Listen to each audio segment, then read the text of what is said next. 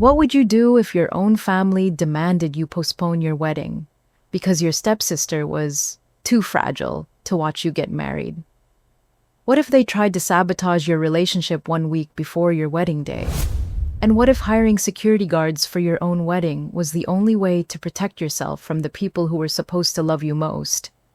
This is the story of how I learned that sometimes choosing peace means cutting ties with the very people who raised you. 7 years. That's how long Nathan and I had been together when he finally got down on one knee in our tiny apartment kitchen on a random Tuesday morning. I was still in my pajamas holding a cup of coffee that had gone cold while I watched him fumble with the ring box he'd been hiding behind the cereal boxes for God knows how long. Rachel Marie Thompson, he said, his voice shaking just enough to make my heart skip. Will you marry me? I said yes before he even finished the question. Of course I said yes. We'd been talking about marriage for years, saving up for a ring, planning our future. This wasn't a surprise so much as it was finally happening. The ring was perfect. Simple, classic, exactly what I dreamed of since I was a little girl playing dress-up in my mom's closet. Nathan knew me better than anyone. After 7 years, he should. We spent the next few hours calling everyone. His parents cried happy tears over FaceTime. My college roommate screamed so loud I had to hold the phone away from my ear. My boss gave me the rest of the day off just because she was so excited. Everyone was thrilled for us. Well, almost everyone. I saved my dad for last. I always did, not because I didn't want to tell him, but because conversations with my dad had gotten complicated over the years. Ever since he married Linda when I was 12, every phone call felt like walking through a minefield. But this was different. This was my engagement. Surely he'd be happy about this. I dialed his number while Nathan was in the shower, still floating on cloud 9. The phone rang twice before he picked up. Hey, Dad, I have the best news. Rachel, is everything okay? You sound different. Everything's perfect, actually. Nathan proposed this morning. We're engaged. Silence. Long, uncomfortable silence. Dad? Did you hear me? Yeah, Congratulations, sweetheart. That's wonderful. But his voice didn't sound wonderful. It sounded strained, careful, like he was choosing every word with surgical precision. We're thinking a spring wedding, I continued, trying to fill the awkward pause. Nothing huge, maybe 80 people. I know it's short notice, but we don't want to wait another year. We've already waited so long and we're ready to start our lives together as husband and wife. Another pause. This one even longer. Rachel, honey, you need to talk to Linda and Tori first. The words hit me like a slap. Not, I'm so happy for you. Not, when can we meet to discuss the wedding? Not even, how can I help? You need to talk to Linda and Tori first. What do you mean I need to talk to them first? Dad, this is about me and Nathan. This is our engagement. I know, sweetheart. I know. It's just, the timing is really difficult. Tori's going through a rough patch right now. Really rough.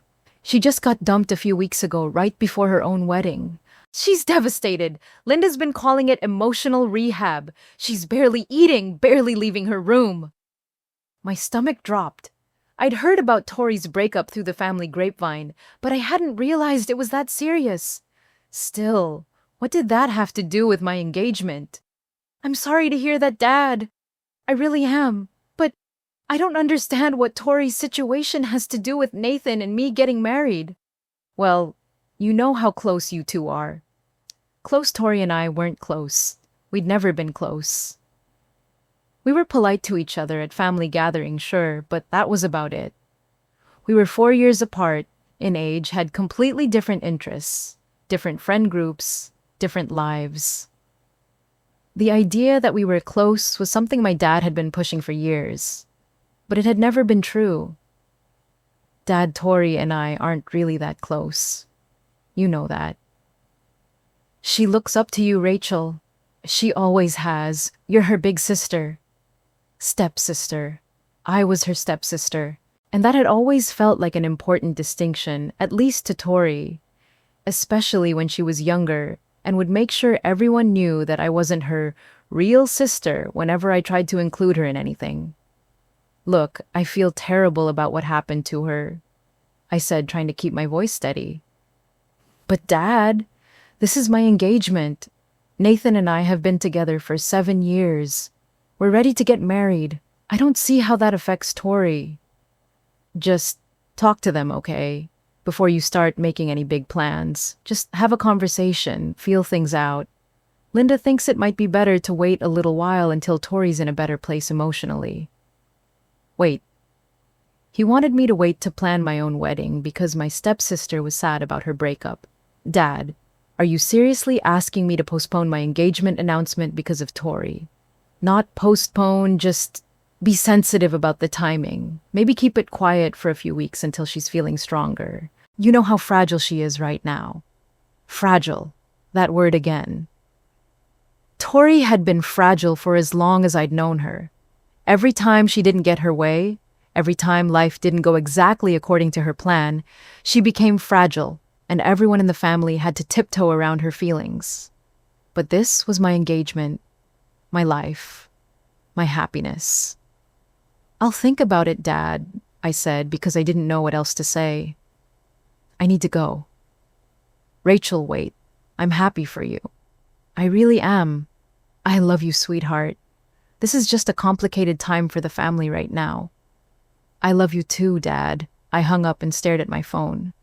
My engagement high completely deflated. Nathan came out of the bathroom, his hair still damp, grinning from ear to ear. How'd your dad take it? He asked, wrapping his arms around me from behind. He's happy for us, I lied, leaning back against his chest. Really happy. But even as I said it, I knew this was just the beginning. My dad's words kept echoing in my head. You need to talk to Linda and Tori first, as if my own engagement required their permission, as if my happiness was somehow contingent on their approval. I tried to brush it off. This was supposed to be the happiest day of my life. I wasn't going to let anyone dim that light, but deep down, I had a sinking feeling that this was going to get much, much worse before it got better. 2 days. That's how long I managed to stay in my engagement bubble before Linda called. I was at work reviewing quarterly reports when my phone buzzed. Linda's name flashed on the screen, and my stomach immediately clenched. Linda never called me directly. Ever. We texted occasionally about family gatherings or birthday plans, but phone calls, that was uncharted territory. Hi, Linda. Is everything okay? Rachel, honey, we need to talk. Her tone was serious. Too serious.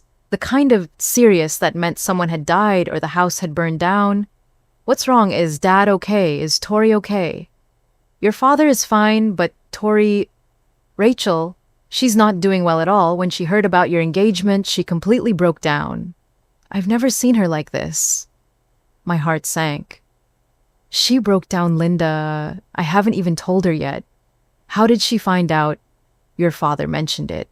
He thought she should know given how close you two are.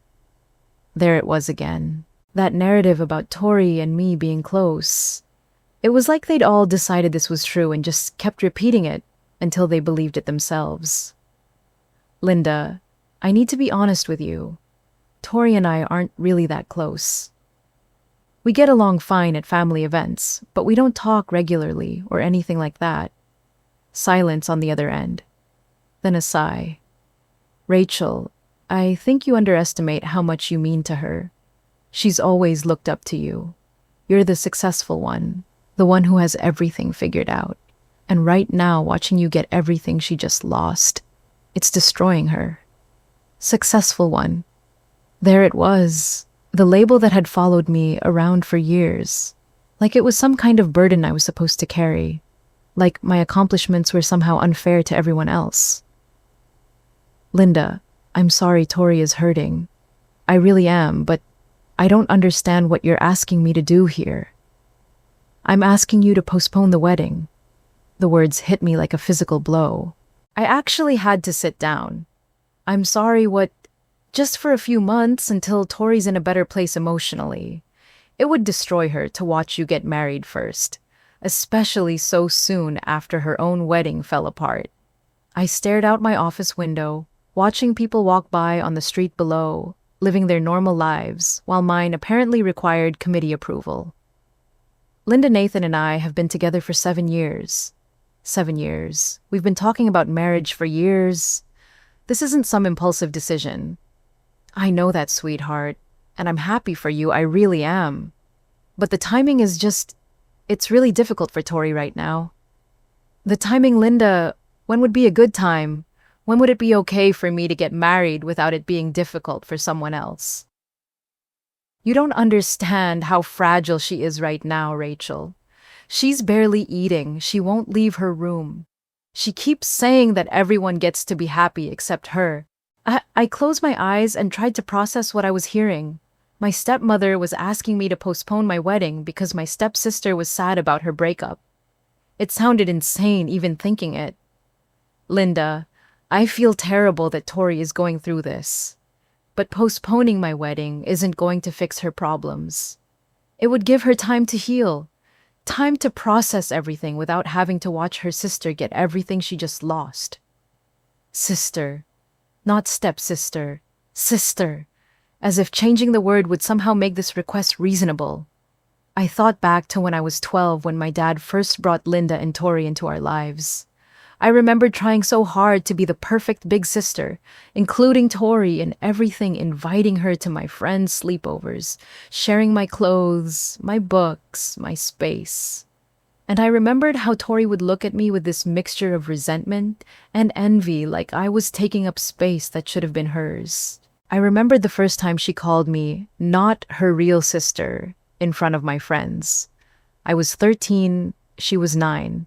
And I'd invited her to come with us to the mall. When one of my friends asked if we were twins because we both had blonde hair, Tori had rolled her eyes and said, "She's not my real sister. Our parents just got married." I remembered how my dad had started missing my school plays and soccer games because Tori had dance recitals at the same time. "She's younger," he'd explain. "She needs more support right now." I remembered birthdays where my gifts seemed smaller, less thoughtful, while Tori's pile grew bigger each year. "We're trying to help her adjust," Linda would whisper to me as if I should be grateful for the chance to be overlooked. I remembered family photos where I'd somehow always end up on the edge, slightly out of frame, while Tori beamed in the center between my dad and Linda. And now, 23 years later, I was supposed to postpone my own wedding because Tori needed to be the center of attention again. Linda, I'm not going to postpone my wedding.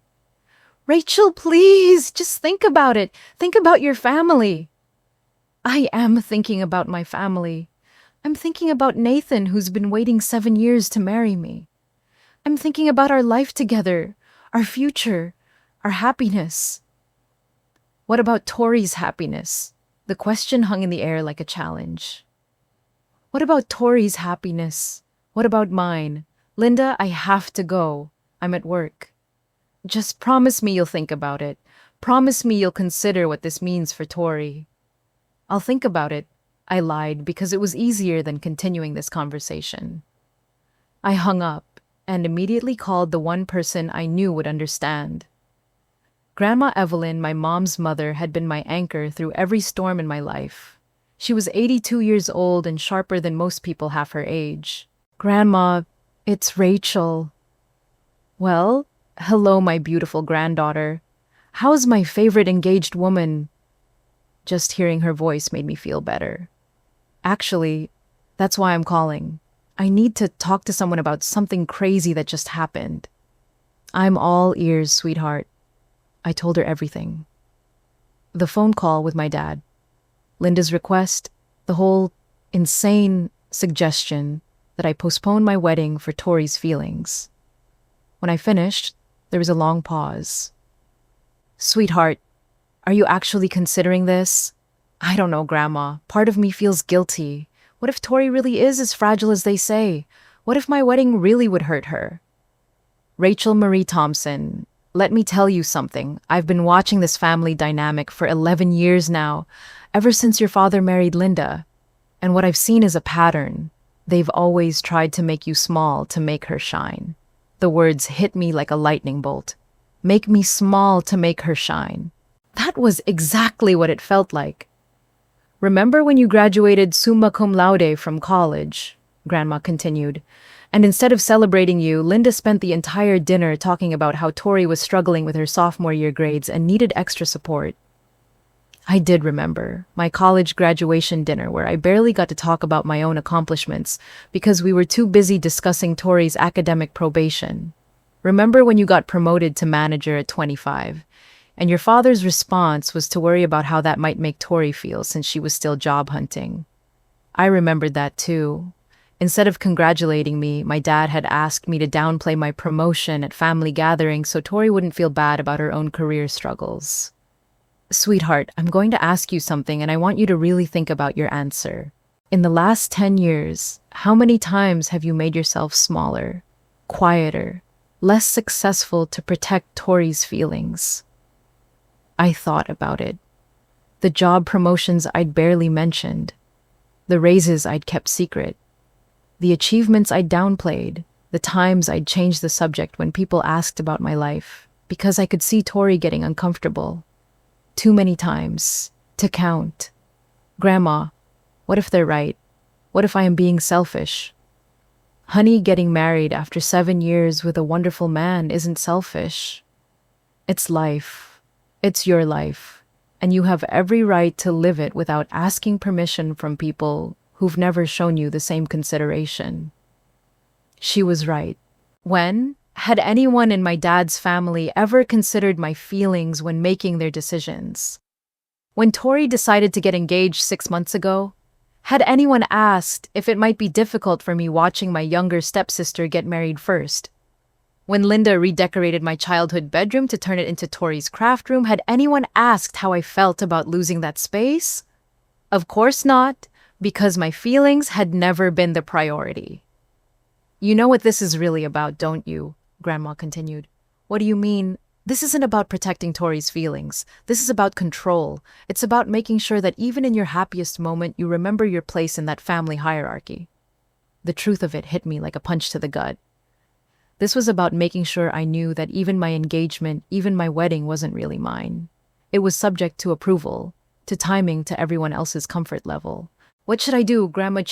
Sweetheart, you should plan the most beautiful wedding you can imagine. You should marry that wonderful man who loves you, and you should stop asking permission to be happy. After we hung up, I sat in my car in the office parking lot and cried. Not sad tears, but angry ones, frustrated ones. I was 30 years old, successful, independent, and I was still letting my family make me feel like I needed their permission to live my life. But not anymore. I was done making myself small to make other people comfortable. I was done putting my life on hold for Tori's feelings. I was done being the understanding one, the flexible one, the one who always accommodated everyone else. Nathan and I were getting married in the spring, just like we planned. And if that was too difficult for Tori to handle, that was something she'd have to work through with a therapist, not with my wedding timeline. I wiped my tears, took a deep breath, and drove home to tell Nathan that we were moving forward with our plans. No delays, no apologies, no asking for permission. It was time to stop living my life according to other people's emotional schedules. 3 weeks later, Nathan and I finally sent out our wedding invitations. Elegant cream cardstock with gold lettering announcing our spring wedding. We'd spent hours addressing each envelope by hand, excited to share our special day with the people we loved most. I'll admit, my hands shook a little when I wrote the envelope for my dad's house. But I was determined to move forward. This was our day, our choice, our life. The invitations went out on a Tuesday. By Wednesday evening, my phone was buzzing with congratulations from friends and family members. Nathan's college roommate called to tell us he was already booking his flight. My cousin Sarah texted me 7 excited emojis in a row. Even my old boss from my first job sent a sweet message saying she couldn't wait to celebrate with us. And then Thursday morning happened. I was getting ready for work when my phone buzzed with a voicemail notification. The caller ID said Tori. My stomach dropped. Tori never called me. Tori. We barely texted, let alone talked on the phone. But there it was, a 3-minute voicemail from my stepsister. I almost didn't listen to it. I could have deleted it. pretended I never saw it gone about my day. But something told me I needed to hear whatever she had to say. I pressed play. What came through my phone speakers was unlike anything I'd ever heard from Tori. She was sobbing. Not crying sobbing. Ugly, gasping, barely coherent sobs that made it hard to understand her words. "Rachel," she choked out between gasps. "Why are you doing this to me? Why now? I can't handle this right now. I thought you cared about me. I thought you loved me. But you're just throwing your happiness in my face when you know I'm dying inside." Her voice got higher, more desperate. "Everyone's going to see your wedding invitation and remember that I was supposed to get married first. They're all going to pity me. They're all going to look at me like I'm some pathetic loser who couldn't even keep a man. And you don't care. You don't care that you're destroying me." The sobbing got worse, so bad I could barely make out her next words. "I gave up everything for him, Rachel. Everything. And he just walked away like I meant nothing. And now you're getting everything I was supposed to have and you're making sure everyone knows it. Why do you hate me so much? What did I ever do to you?" The message ended with her hanging up mid-sob. I stood in my bathroom holding my phone, feeling like I'd been hit by a truck. This wasn't just sadness about her breakup. This was raw, desperate pain, and she was blaming me for it. Nathan found me sitting on our bed staring at my phone. "Babe, what's wrong? You look like you've seen a ghost." I played him the voicemail. His face went from concerned to shocked to angry in about 30 seconds. "Rachel, this is not okay. She's trying to manipulate you into feeling guilty for living your life." But what if she's really suffering? What if our wedding really is making it worse for her? "Honey, Tori's pain is valid, but it's not your responsibility. You didn't cause her breakup. You didn't make her fiancé leave. You can't put your life on hold because she's going through a hard time."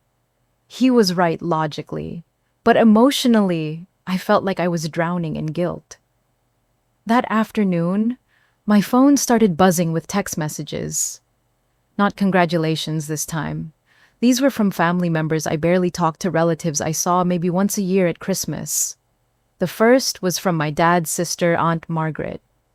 "Rachel, I heard about your wedding plans. Don't you think this is a bit insensitive given what Tori's going through?" Then my dad's cousin, Tom. "Maybe consider postponing until Tori's in a better place emotionally. Family should stick together during tough times." Then Linda's sister, Patricia. "I can't believe you're being so selfish about this. That poor girl is barely hanging on." Message after message, all saying the same thing. I was being selfish. I was being insensitive. I should postpone my wedding for Tori's sake. It became clear that this wasn't coincidence. Someone was orchestrating this. Someone was reaching out to extended family members, painting me as the villain in this story. That someone was Linda. I found out for sure when Nathan's phone rang that evening. He was in the kitchen making dinner when his phone lit up with an unknown number. "Hello." I could hear a woman's voice on the other end, but I couldn't make out the words. Nathan's expression shifted from confusion to disbelief to anger. "I'm sorry, who is this again?" he said, his voice tight, more talking from the other end. "Linda, I need to stop you right there. Rachel is not being insensitive. We're getting married after 7 years together. This is not about Tori." My blood ran cold. Linda was calling my fiancé directly. "No, I don't think you understand," Nathan continued, his voice getting harder. "This is our decision, our life, and I'm not going to let you make Rachel feel guilty for being happy." More words from Linda getting louder now. I could make out fragments.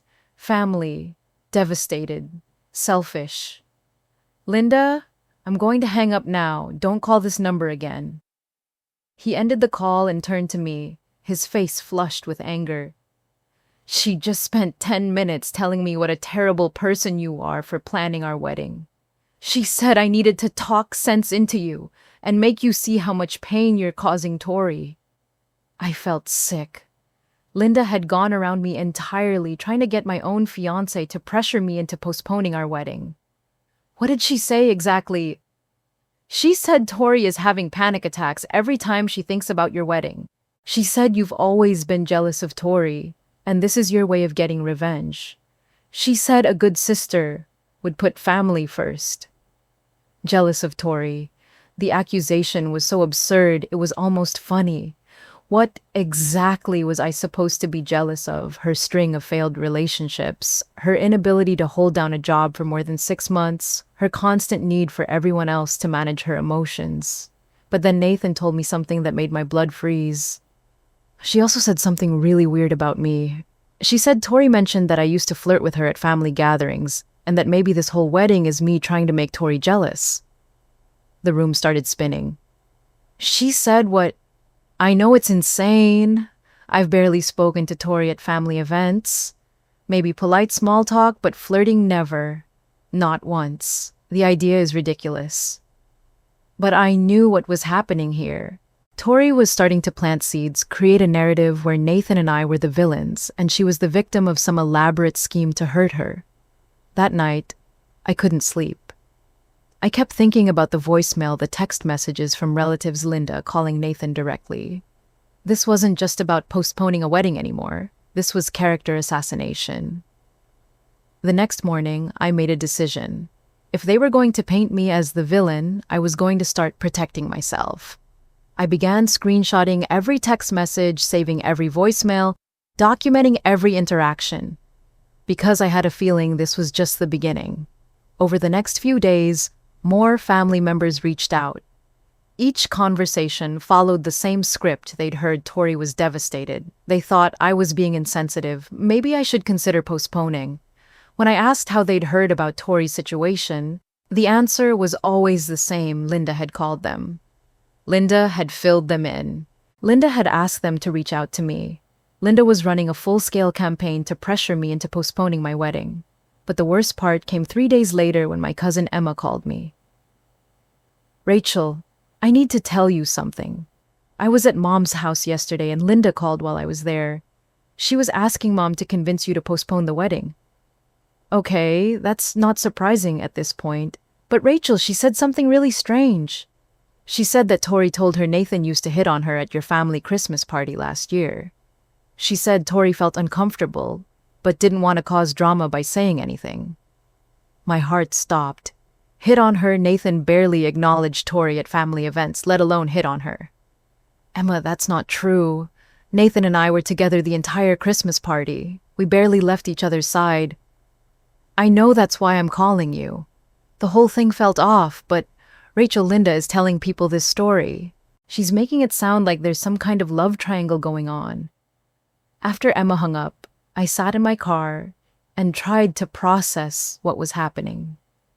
Tori and Linda weren't just trying to guilt me into postponing my wedding. They were creating an alternative narrative where Nathan and I were cruel, insensitive people who were flaunting our relationship to hurt poor fragile Tori.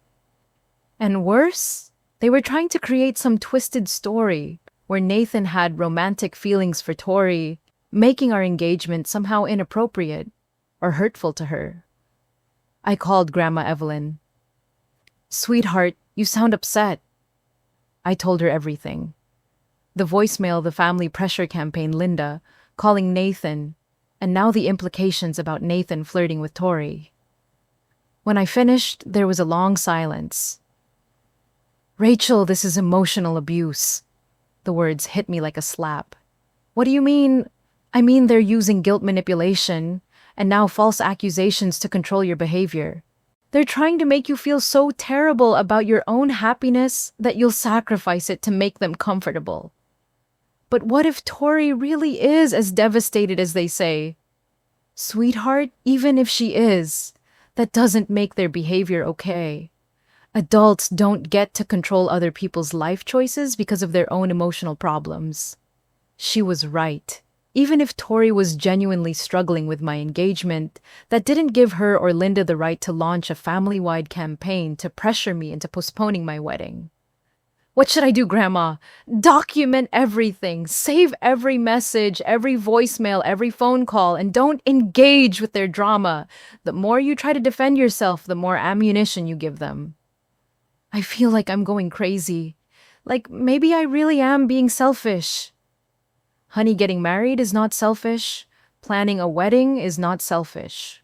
Living your life is not selfish. What's selfish is expecting someone else to put their life on hold to manage your emotions. That night, Nathan and I talked for hours about what was happening. We decided we weren't going to change our plans. We weren't going to postpone our wedding. We weren't going to let other people's drama derail our happiness. But I was starting to realize that this wasn't going to end with the wedding. This was a pattern, a dynamic that had been building for years. And if I didn't address it now, it would follow me for the rest of my life. Every major milestone, every achievement, every moment of happiness would be subject to Tori's emotional state and Linda's approval. I wasn't willing to live that way anymore. But I also wasn't prepared for how much worse things were about to get. The family brunch was supposed to be neutral territory. My dad had called and suggested it as a way to clear the air before the wedding. He made it sound reasonable, civilized, a chance for everyone to sit down like adults and work things out. I should have known better. It was a Sunday morning in March, and we met at that little cafe downtown where my dad always took me for birthday breakfast when I was a kid. Grandma Evelyn had insisted on coming, which should have been my first clue that this wasn't going to be the peaceful family meeting my dad had promised. Nathan and I arrived first, followed by my dad, then Linda and Tori. The moment Tori walked in, I could see she'd been crying. Her eyes were red and puffy, her face blotchy. She was wearing all black like she was going to a funeral. We ordered our food and made small talk for about 10 minutes. The weather worked Nathan's upcoming promotion. Normal family conversation. I was starting to think maybe this would actually go okay. Then Linda set down her coffee cup and looked directly at me. Rachel, we need to talk about the elephant in the room. Here we go. I think we've all said what we needed to say, I replied carefully. Nathan and I are getting married in April as planned. But sweetheart, my dad jumped in. We just want to make sure you understand how difficult this is for Tori. I looked at Tori, who was staring down at her untouched omelet. She hadn't said a word since we'd sat down. Dad, I do understand that Tori's going through a hard time, but I'm not postponing my wedding. That's when Tori's head snapped up. Of course you're not, she said, her voice shaky but loud enough for nearby tables to hear. Because you don't care about anyone but yourself. The cafe suddenly felt very quiet. Tori, that's not fair, I said, trying to keep my voice calm. Not fair. Her voice was getting louder, more desperate. You want to know what's not fair, having your sister plan her dream wedding right after your entire life falls apart, having everyone celebrate her happiness while you're dying inside. Tori, please lower your voice, Linda whispered, looking around at the other diners who were starting to stare. But Tori was just getting started. Do you know what it's like to watch everyone move on with their lives while yours is completely destroyed? Do you know what it's like to have the one person who's supposed to understand you, who's supposed to care about you, just steamroll over your feelings like they don't matter? I could feel every eye in the restaurant on us. The couple at the next table had stopped eating entirely and were openly watching our family drama unfold. Tori, I'm not steamrolling over your feelings. I'm living my life. No, you're stealing mine, she practically shouted. You're taking the one thing I had left. Hope. You're taking my hope that things could get better, that I could still have the life I wanted. And you're flaunting it in front of everyone. The words hit me like a physical blow. She was accusing me of stealing her hope by getting married. Tori, your hope doesn't depend on my choices. It does when you're rubbing your perfect relationship in my face. It does when you're showing everyone that you get to be happy while I get to be pitied. That's when something inside me snapped. I'd been walking on eggshells for weeks, trying to be understanding, trying to be sensitive. But this was insane. Tori, this isn't grief. This is emotional blackmail. The words came out louder than I'd intended. The entire restaurant seemed to freeze. Excuse me, Linda said, her voice ice cold. You heard me. This isn't about Tori being sad about her breakup. This is about controlling my choices, manipulating my emotions, and making me feel guilty for being happy. My dad looked like he'd been slapped. Rachel, that's enough. No, Dad, it's not enough. It's not nearly enough. I've spent weeks listening to everyone tell me what a terrible person I am for planning my wedding. I've had family members I barely talk to calling me selfish. I've had Linda call my fiance to pressure him into changing my mind. And now? I'm sitting here, being accused of stealing someone's hope by living my own life. Tori was crying again, but these weren't the desperate sobs from her voicemail. These were angry tears. See, she said, looking around the table. See how she talks to me. See how mean she is. This is who she really is. I mean because I won't postpone my wedding to manage your emotions. Girls, please, my dad said, looking around nervously at the other diners. No, Dad, I'm done being quiet about this. I'm done pretending this is normal family dysfunction. Tori, I'm sorry your relationship ended. I really am. But your pain doesn't give you the right to control my life.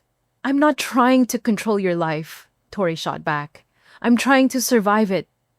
By making everyone else responsible for your survival. By expecting me to put my happiness on hold so you don't have to deal with your own problems. Rachel, my dad said sharply. That's your sister you're talking to. No, Dad, it's not. Tori made it very clear years ago that I'm not her real sister. And real sisters don't ask each other to postpone their weddings because they're sad. That's when Grandma Evelyn, who had been sitting quietly through this entire exchange, slowly put down her coffee cup and looked around the table. Finally, she said, her voice calm but carrying across the restaurant. Someone said it. Everyone turned to look at her. Evelyn, Linda started, but Grandma held up her hand.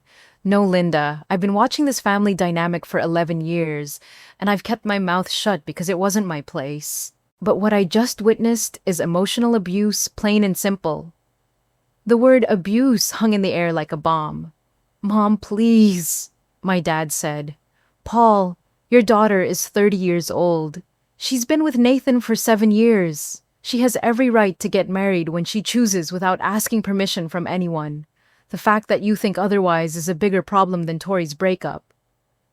Tori was staring at Grandma Evelyn with her mouth open. And you, young lady, Grandma continued, looking directly at Tori, need to learn that other people's happiness is not a personal attack on your sadness. Evelyn, that's enough, Linda said, her voice shaking with anger. No, Linda, it's not enough. You've spent weeks orchestrating a family campaign to pressure Rachel into postponing her wedding. You've called relatives, you've called her fiancé, you've turned a family celebration into a guilt session. That's not protecting your daughter. That's enabling her worst impulses. I had never loved my grandmother more than I did in that moment.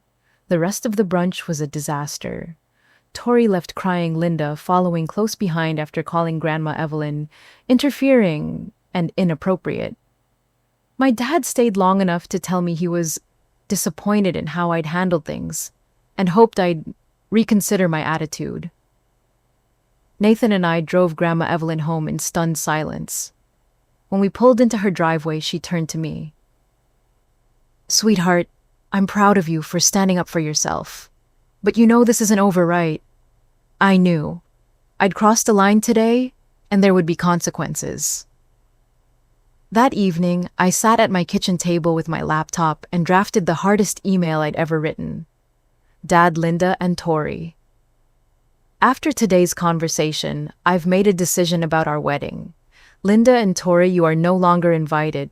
This isn't a punishment or a reaction to anger. This is a boundary. I will not have people at my wedding who have spent weeks trying to convince me it shouldn't happen. I love you all, but I will not sacrifice my happiness to manage anyone else's emotions.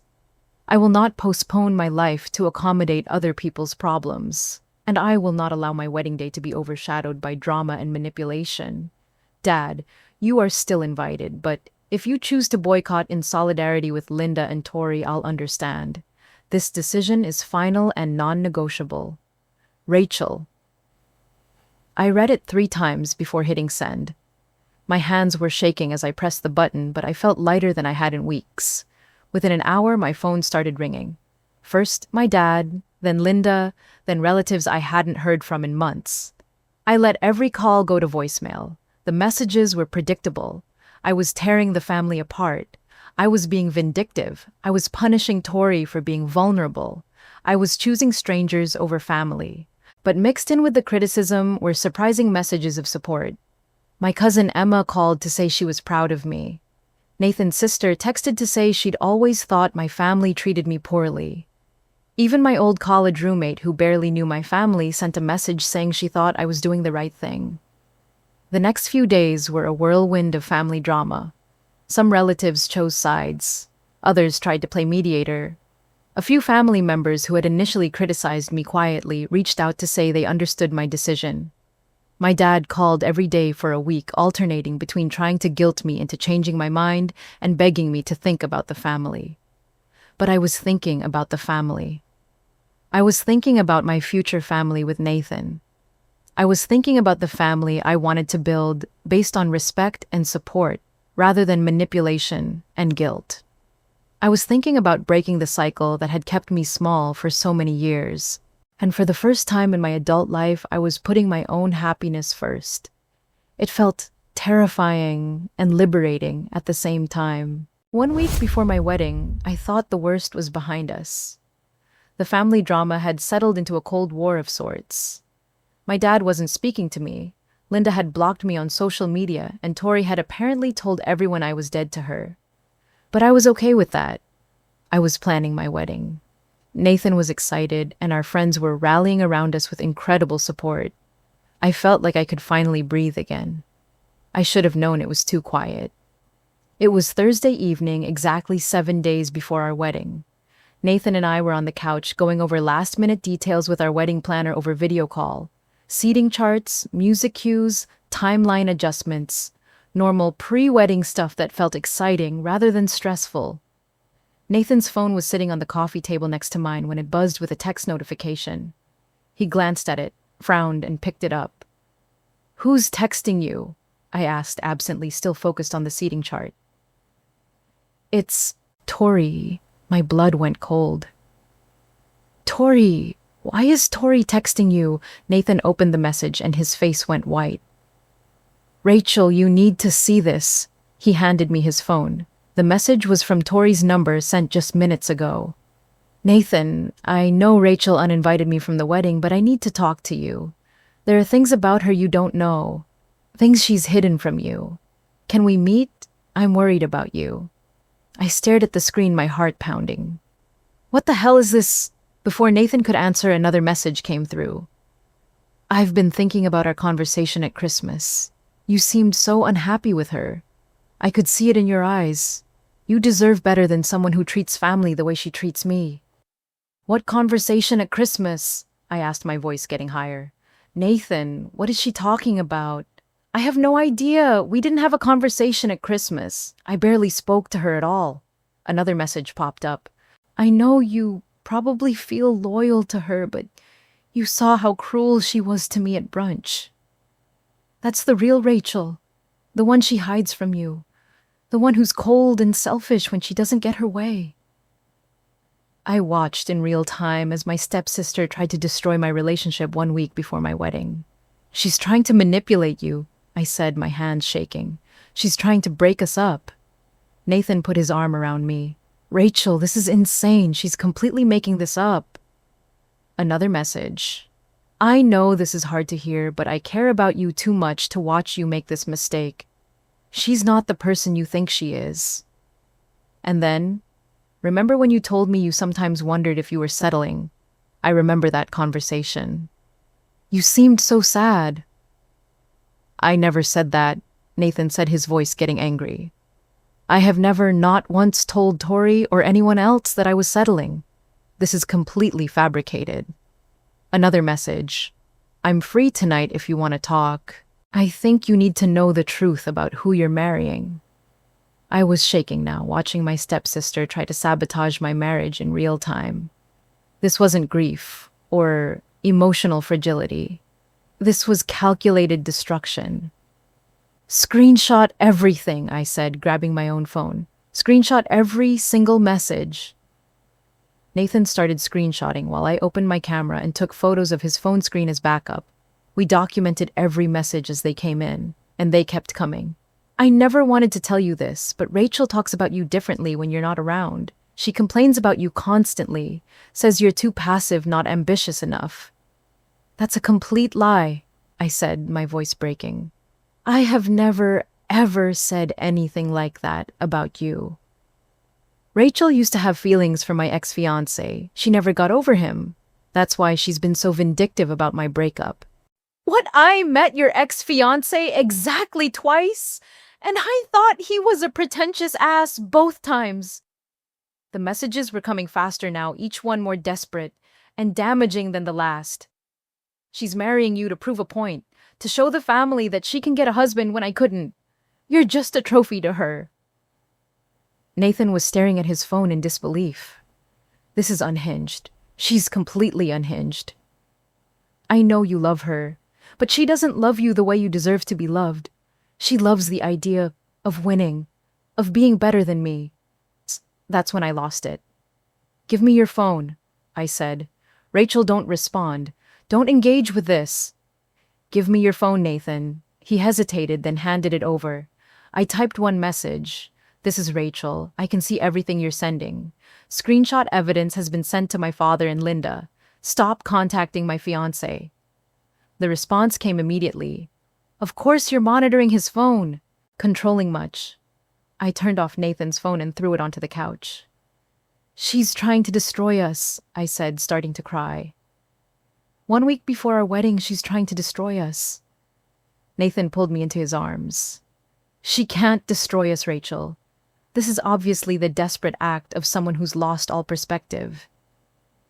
But what if people believe her? What if my dad thinks I really said those things about you? Then he's not worth having at the wedding either. I spent the next hour forwarding the screenshots to my dad, Linda, and Grandma Evelyn. I included a message.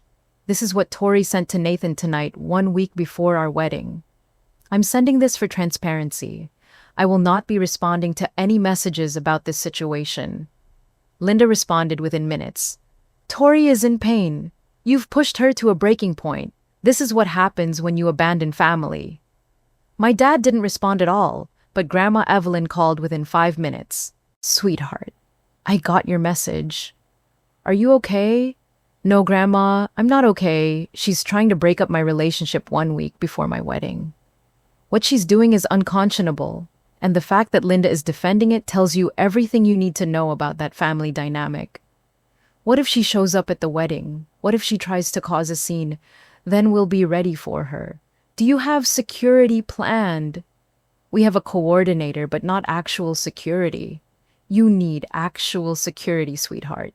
People who can handle disruptions professionally and discreetly. Nathan was already on his laptop looking up wedding security companies. I found a company that specializes in event security, he said. They can have 2 plainclothes guards there for the whole day. That's going to be expensive, I said. I don't care how expensive it is. I'm not letting anyone ruin our day. The next morning, Grandma Evelyn called again. Sweetheart, I've been thinking about your security situation. I want to pay for it. Grandma, you don't have to do that. Yes, I do. This is my gift to you. Professional security, so you can have the peaceful wedding you deserve. I can't let you pay for security guards at my own wedding. That's insane. What's insane is that you need them in the first place. But you do, and I'm not letting my granddaughter worry about family members sabotaging her wedding day. That afternoon, we met with the security company. 2 professional, discreet guards who would blend in with the wedding guests, but be ready to handle any disruptions. They would monitor the parking area, check the guest list, and quietly remove anyone who wasn't supposed to be there. The fact that I needed security guards at my own wedding because of my family was both heartbreaking and infuriating. That evening, Nathan and I were having dinner when my phone rang. It was my dad. I almost didn't answer, but something made me pick up. Hi, Dad. Rachel, we need to talk about Tori. No, Dad, we don't. I sent you the screenshots. You can see what she did. She's not well, Rachel. She's having some kind of breakdown. That doesn't excuse what she did. She tried to destroy my relationship 1 week before my wedding. She's convinced herself that Nathan doesn't really love you, that he told her he was having doubts. Dad, Nathan never told her he was having doubts because he's not having doubts. She made up an entire conversation that never happened. I think she believes it really happened. Then she needs professional help, not wedding invitations. There was a long pause. Your grandmother is right. Isn't she about the family dynamic? The question caught me off guard. I'd expected him to defend Tori, to make excuses to ask me to forgive her. What do you mean? I've been thinking about what Evelyn said at brunch. About enabling. About making you smaller to make Tori feel bigger. I didn't know what to say. This was the first time my dad had ever acknowledged that there might be a problem with how the family treated me. I think I failed you as a father, Rachel. I think I've been so focused on trying to blend our families that I forgot to protect you. I started crying. Not angry tears or frustrated tears, but sad ones. Grief for all the years I'd felt like a second-class citizen in my own family. Dad, all I ever wanted was for you to see me, to celebrate with me, to be proud of me without worrying about how it would affect everyone else. I am proud of you, sweetheart. I'm proud of the woman you've become, of the life you've built, of how you've handled this whole situation. You've been stronger than any of us deserved. Does this mean you'll be at the wedding? Another long pause. I'll be there, Rachel. And I'll make sure Tori and Linda stay away. After we hung up, I felt something I hadn't felt in months, Hope. Maybe this disaster had finally forced my dad to see what had been happening in our family for years. Maybe some good could come out of all this pain. But even with my dad's support and professional security, I knew the next week would be tense. Tori had already proven she was willing to go to extreme lengths to disrupt my happiness. I had no idea what she might try next. The morning of my wedding, I woke up feeling something I hadn't felt in months. Pure happiness. The sun was streaming through the windows of the bridal suite. My dress was hanging perfectly pressed and beautiful, and in a few hours I would be married to the love of my life.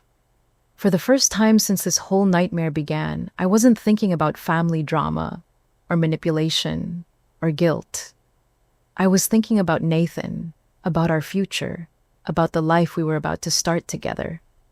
My bridesmaids arrived at 8 in the morning with coffee pastries and enough positive energy to power a small city. My college roommate Emma kept making jokes to keep everyone laughing. Nathan's sister Sarah was organizing everything with military precision. And Grandma Evelyn sat in the corner like a queen holding court, dispensing wisdom and compliments in equal measure. "You look radiant, sweetheart," she told me as my hairstylist put the finishing touches on my updo. This is exactly how a bride should look on her wedding day. Happy. By noon, I was fully dressed and ready. The dress fit perfectly, the flowers were gorgeous, and I felt like the best version of myself. When I looked in the mirror, I saw a confident, happy woman who was about to marry her best friend.